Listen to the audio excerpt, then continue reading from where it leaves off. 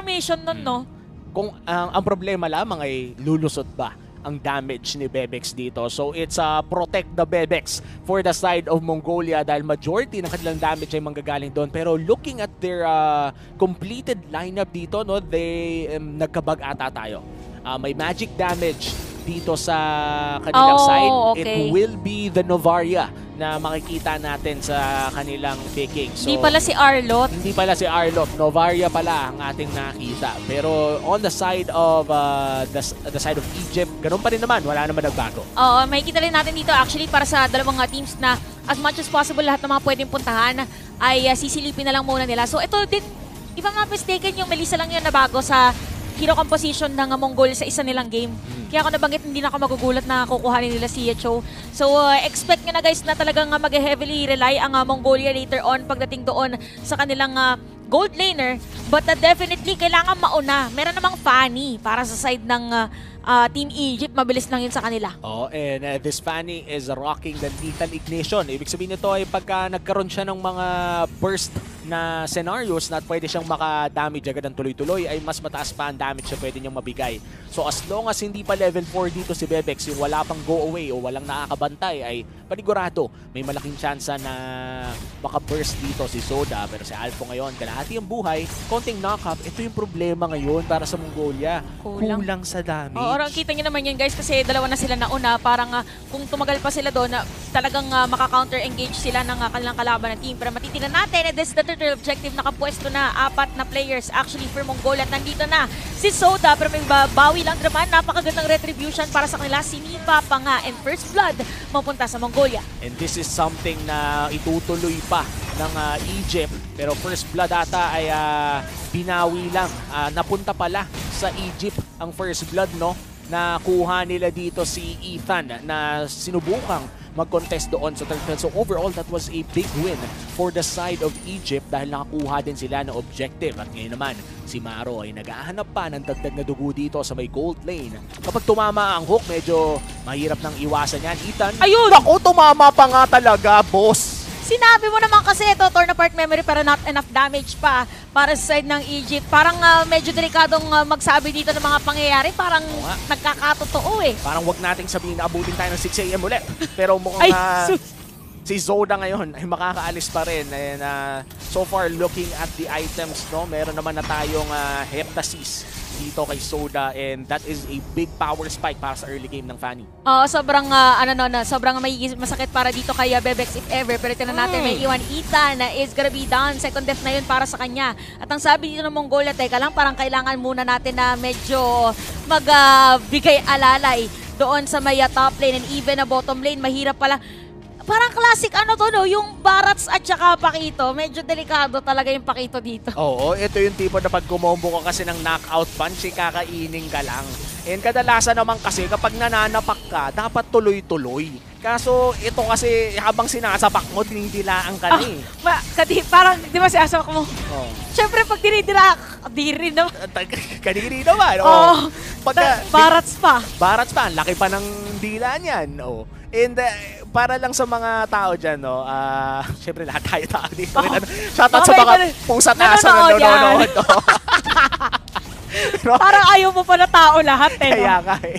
Tsaka sa mga alien na ayaw tayong kausapin. Yan. Tsaka sa mga otlum na ayaw magparamdam. Pero ito na nga si Zaura, mukhang in trouble dito. Low HP at mukhang mabibigyan lang ng simpleng ikot-ikot ni Zoda. Itutuloy ata nila ang laban. Kita tama ang Iron Hook. At Turtle ngayon ay nasa mukha na ng Egypt. 4-0 pa rin ang ating kill score, Chantel. Ang linis ng ginagawa ngayon ng side ng Egypt at para ma-emphasize yun ay hindi pa nakakakuha ng kill ang side ng Mongolia. Nakapwesto pa nga sila dito. Grabe naman, parang ang hirap para sa kanila na mag-counter-engage. Si Ethan na magkakaroon ng pagsipa doon. Meron pang flicker pero hindi pa rin mapapatay si Kuya Smile. Bagkus, siya pa nga yata ang mapapatay. Aizen with a kill.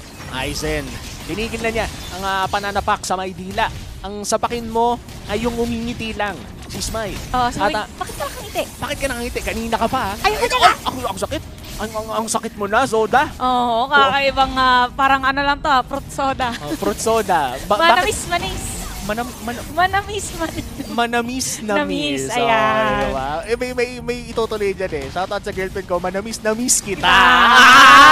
Ayan, turtle. Secured para sa side ng Egypt. That's 2 turtles already secured para sa Egyptian squad. 6-0 in 1 kay Soda. Naku, parang matagal to matagal pa to para sa Mongolia, guys. Ayan para sa mga, parang na ano ko doon, ako'y na-petrify, di ko in-expect na gagawin yun ni Omi. Iba talaga ang in love. Manamis Na kita. Pero, tas ito, matamis ang damage para sa Egypt, pero mapait para sa side ng Mongolia dahil hirap na hirap ngayon ang Mongolia 6 minutes in. And a 5k gold lead or almost a 5k gold lead is very respectable at this point. 6 minutes pa lang. Oo, kasi yung moment na to parang hindi pa nagsaspike in damage, tapos yung pinaka nakakuha pa ng kill is the jungler. So definitely pagdating doon sa outer lanes ay talagang mas maganda din ang naging positioning ng mga players ng Egypt. Para naman dito sa Mongolia, medyo nalilimit na ang kanilang pwesto dito kasi ayan, maghahati-hati sila sa mga makukuha nilang jungle, kahit yung buff dito ay hindi na rin nila ma-secure pa. Pero nakakonsil si Ethan Oo. Ay, hindi mo na. Sayang. Dito mo mararamdaman yung nerf na nakuha ng Conceal 3 patches ago na. Medyo matagal na rin. Yung pinabagal, yung movement speed. Initially, kapag kinas mo yung Conceal. Kung mababalikan nyo ang mga clips dati nung hindi pa na-nerf ang Conceal, ay napakabilis talaga ng Parang movement naka-nitro. Parang naka-nitro. Invisible ka na nga, naka-nitro ka pa. Oh, hindi mo na malaman kung saan manggagaling. Kadalasan doon nga nanggagaling yung highlights ni Yawi, isa sa mga pinakasikat na Cho player sa mundo. Galing sa Pilipinas yan at mukhang delikado dito si Soda pero kulang pa sa bawa si Bebex. Naku po, yung sinasabi natin na medyo mahirap talagang patayin ang Fanny, not unless talaga isi-secure kill.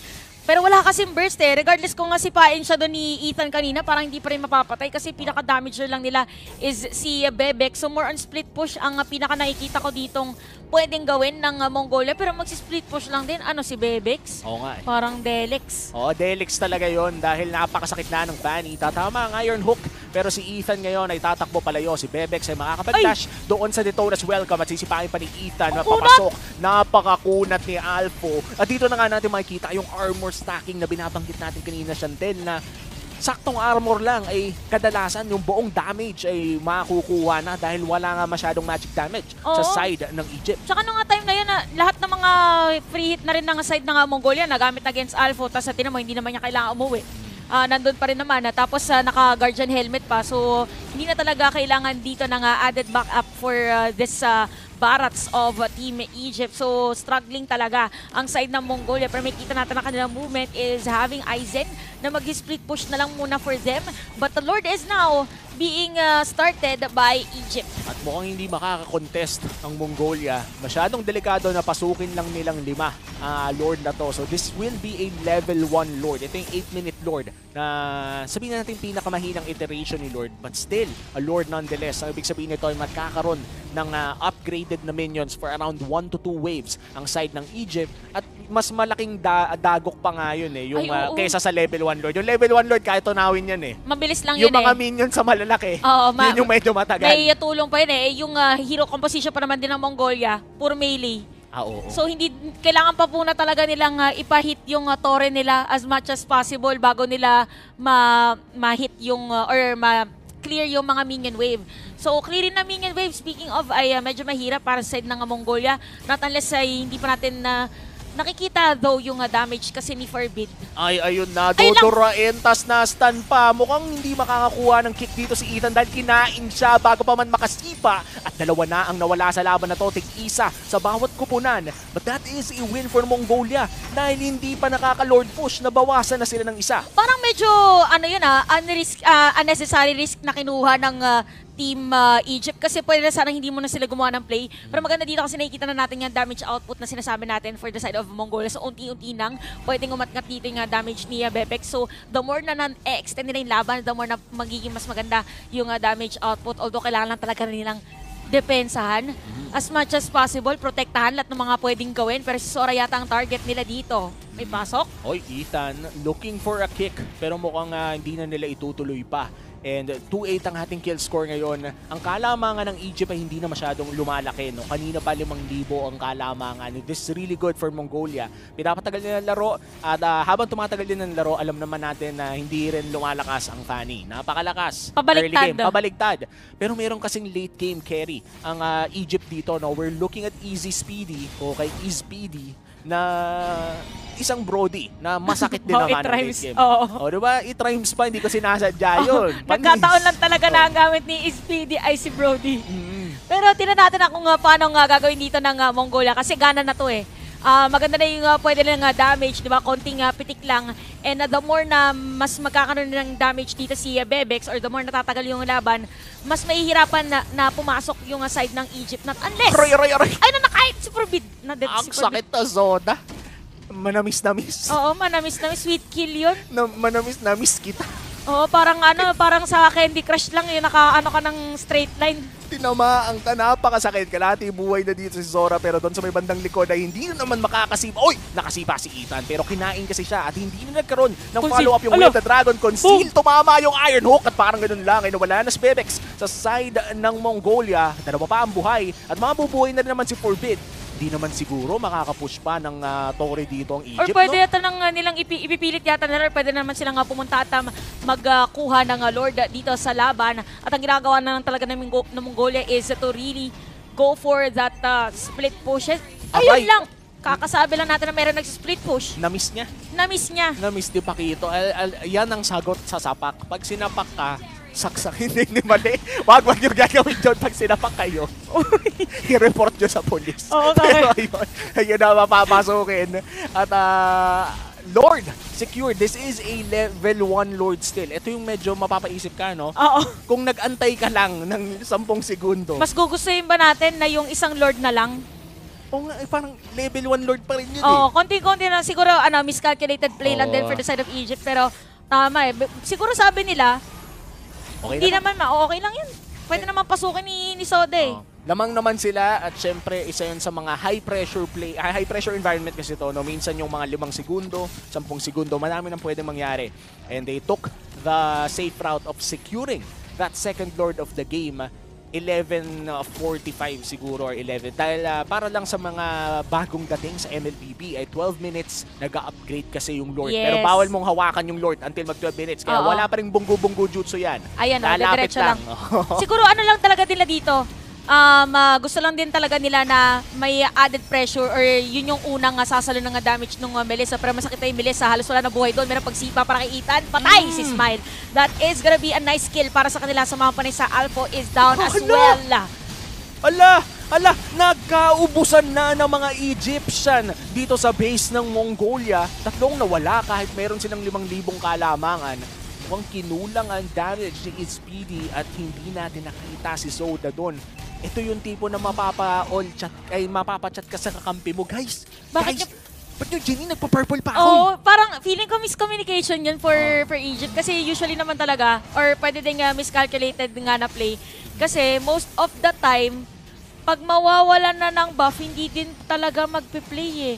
So, mas maganda nga yata na inantay muna nila na mag-upgrade na lang muna yung Lord para mas safe. Pero ito yung kinagandahan guys para sa side ng Team of Mongolia na sinasabi natin. The more na tumatagal yung laban, isipin nyo, meron ka ng dito, meron ka ng models tsaka cuddles na nag-splash yung damage. Tapos every time na sa splash yung damage nyo, meron pang slow from Astral Echo. So parang ang hirap ngayon para sa side ng Team Egypt na pumasok na lang basta-basta. Ito kasi yung strength ng ayun lang! Ayun lang ang sakit mo talaga, Soda. Bakit lahat na lang ay lahat ng nadadaanan ay namamatay? 9-0-2, Malakairi ang galawan. Pero ngayon si Zora ngayon ang kakainin ni Alpha, idudura sa pader at napakasakit ng Brody na nanggagaling sa Egypt. Speedy still deathless at mukhang makakaisa pa nga dito si Soda pero applied na yung buff me. Nakita ko yun. Sinapak niya sa ere tapos tumigil. Nakita na nga natin sa patch ngayon. Pero tinan natin, dalawa ang patay for Mongolia at mukhang hindi nakakayanin ng powers dito ni Aizen na pigilan ang mga minion wave. So this time around para sa side naman ng Egypt, i-clear na muna nila lahat ng pwedeng i-clear para mag-dire-diretso kasi 10 seconds ay meron ng Lord. Pero based sa damage kanina ni Bebex, pwede na silang mag-contest eh. Wag lang ulit yung madaanan siya ni Soda tas wala. Bye-bye. And ito yung ito yung ayaw mong makasalubong eh. Oo. Pagka nakasalubong mo kasi si Zoda, kadalasan ay mamamatay ka. Flicker play from Ethan. Pero mukhang hindi niya mababalik sa kanyang mga kampi ang kanyang isinipa. At nagkakaubusan na nga dito sa babad ng likod si Bebex ay napakasakit na talaga. Pero unstoppable na nga rin dito si Speedy. It is a 2-for-1 for now. At si Maro lamang ang babagsak para sa side ng EG. Pero nandito na nga rin si Aizen. That's a double kill para sa side ng Brody. At hindi pa siya tapos. Hinahanap pa si Aizen. Pero nandun kasi sa kabilang baryo. Pero bumagsak na rin. At legendary na nga dito si Zoda. Grabe naman talaga, pinapakita din dito ni Soda kung saan kailangan doon din dumadaan. Pero Aizen na lang natitira para dito tumupensa. Hindi na makakadepensa pa in Egypt. Takes game 1.